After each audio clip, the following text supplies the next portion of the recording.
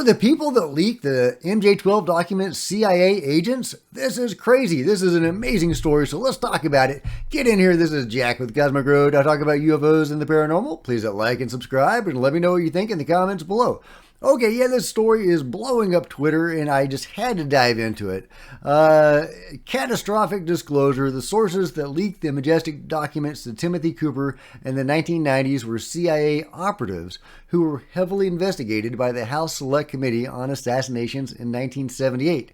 Their files are all freely available in the National Archives to cross-reference yourself. And he provides links to all the stuff. Harry is white hot. He's got the receipts, guys. He's got the receipts.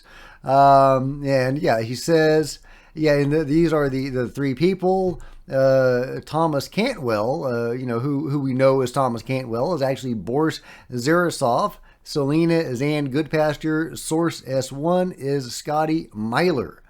Very interesting.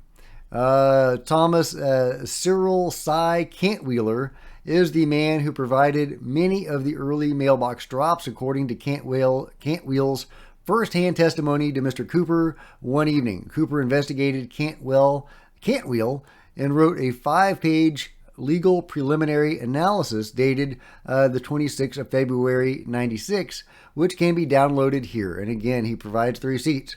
Cantwheel claims to be part of the Counterintelligence Corps Scientific and Technical Branch Interplanetary Phenomenon Unit from 42 to 58. We know that the IPU exists from FOIA correspondence.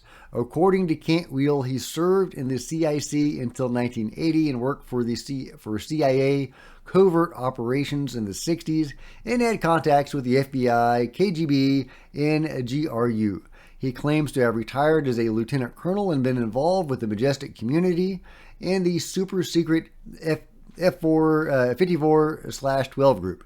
The report continues on to state both Cantwheel's comments to Mr. Cooper and Cooper's analysis of Cantwheel's statements, with an excellent conclusion by Cooper in the end. And there's more. It talks about Selena, goes through the various members and some of the evidence linking them to this story. It seems reasonably solid. It really does. It seems like these likely were the people that leaked MJ-12 or released the Disinfo, whichever it was. But which is it, right? Which is it? And again, we don't have all the facts yet. I want to see this corroborated and confirmed. But so far, the research is looking pretty solid. Does this mean MJ-12 is Disinfo or those documents were Disinfo? No, it doesn't. These three guys could well have been the pro-disclosure group. We have a pro-disclosure group today. Why couldn't they have had a pro-disclosure group back then? But it could also mean it was it was all Disinfo. It's totally possible, and certainly something they were doing back then. I made a video a couple months ago about the evidence that the CIA was actively putting out disinformation about UFOs in the 1950s, suppressing news stories and the like. So, so absolutely, they were involved in disinformation back in the day regarding UFOs. MJ-12, I go back and forth on MJ-12. There obviously was a control group, and it probably did start under Truman, or at least some version of it started under Truman. The cover-up seems to have been going on prior to MJ-12 and Truman, but that's when they acquired the Mussolini UFO. That's when Roswell happened, all that kind of stuff. So, that's when, this stuff seems to have been established, and it the timeline of it makes perfect sense. But, is that what happened? Well, according to Jacques Vallée, no.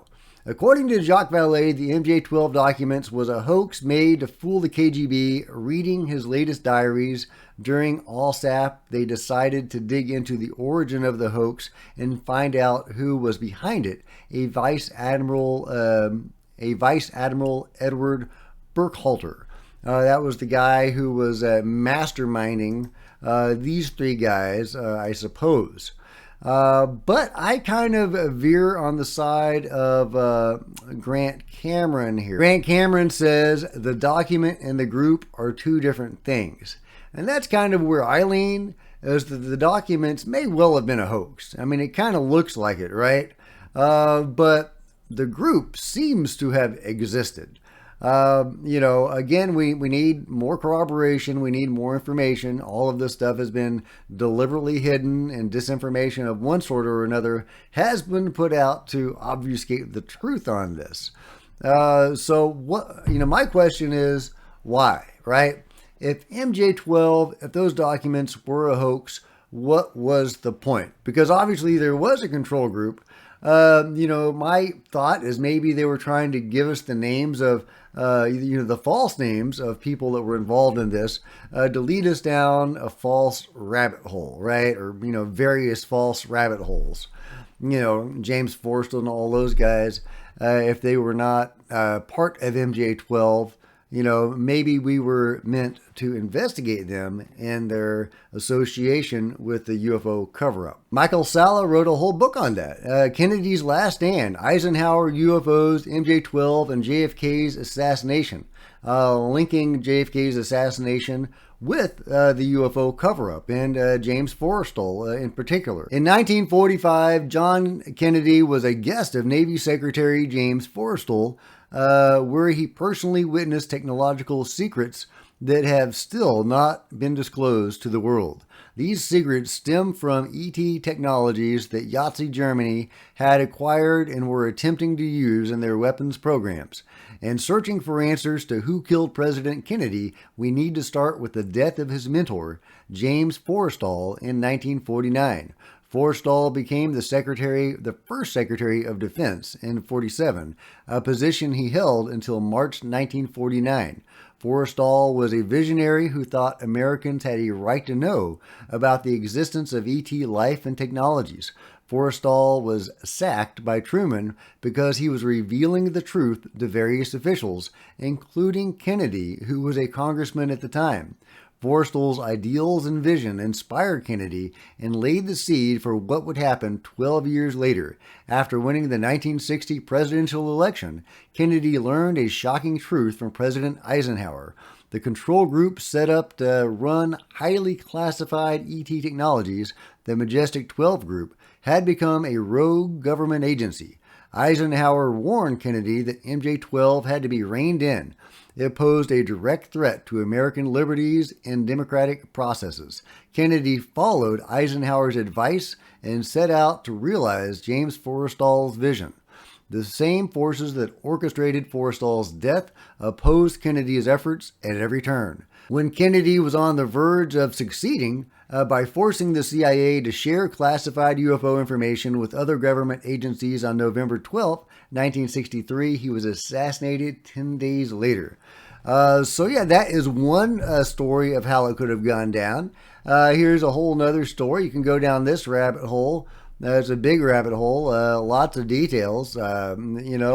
It's another Reddit thread, so of course take it with a grain of salt. But he's got names, locations. He's got a timeline tying a lot of the major events of the 20th century into the UFO issue, including the Bay of Pigs, JFK's assassination, of course, Watergate, etc., all related to UFOs.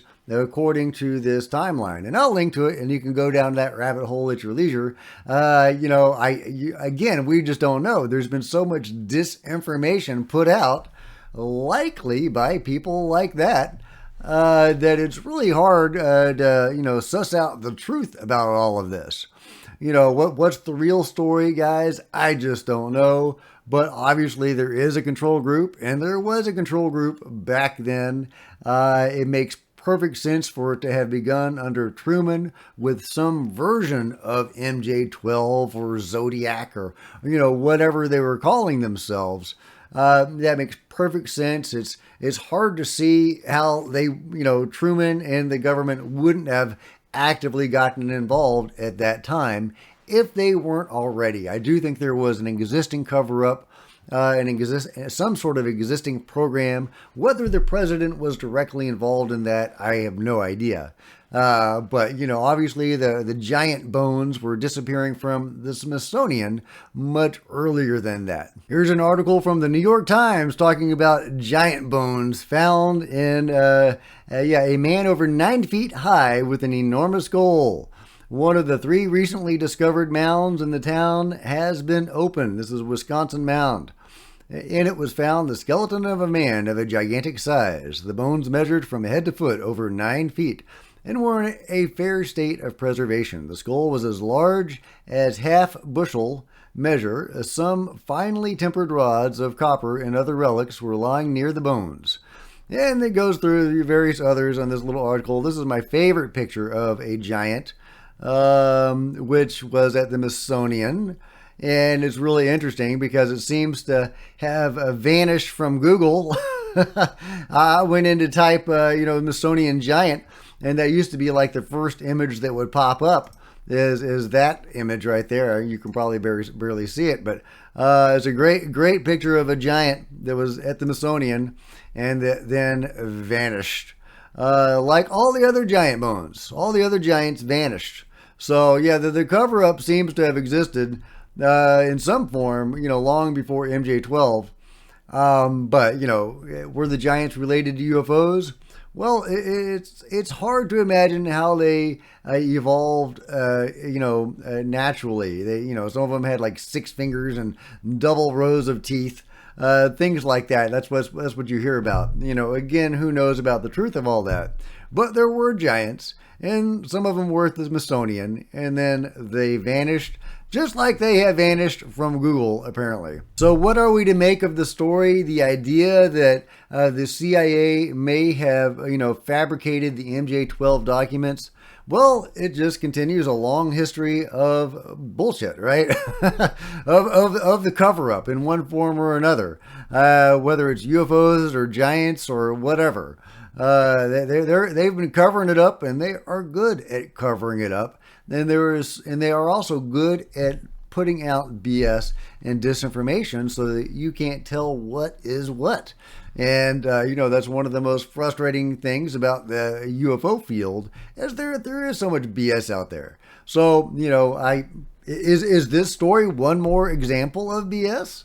Could this have been cooked up in some fashion? Hey guys, I have no idea, but let me know what you think in the comments below. And if you've enjoyed this video, please give me a big thumbs up. I'd sure appreciate it. Smash the subscribe button and the bell to be notified of future videos. You don't want to miss a thing. Join me on social media, Facebook and Twitter, links below. Love to see you guys there. If you wanted to support Cosmic Road in an even bigger way, please consider grabbing a coffee mug or a t-shirt in the merch store, or by becoming a channel member. Channel members are rock stars, and I really appreciate you guys' support. Thank you.